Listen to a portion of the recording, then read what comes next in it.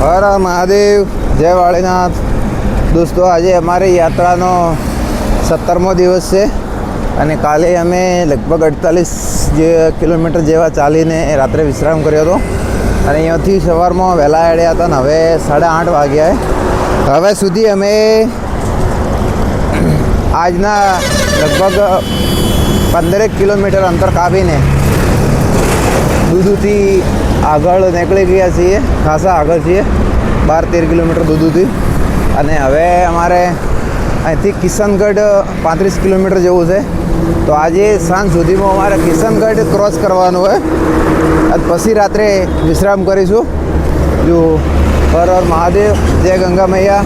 તમે જોડાતા રહેજો અમારી સાથે આ પવિત્ર યાત્રામાં અને હર હર મહાદેવ, જય ગંગા મૈયા કમેન્ટમાં લખજો. તે અમારો થોડું મનોબળ વધે.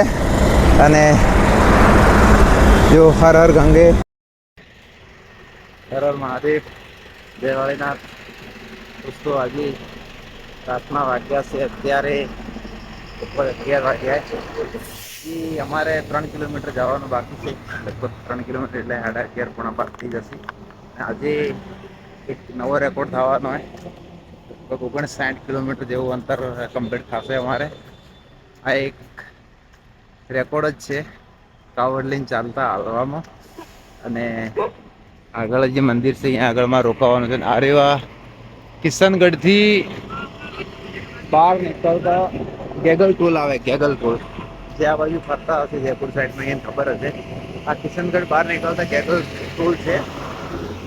અને હવે અહીંથી 3 કિલોમીટર જેવું હજી એક બાલાજી મંદિર હનુમાનજીનું, ત્યાં જઈને અમારે રોકાવાનું હોય.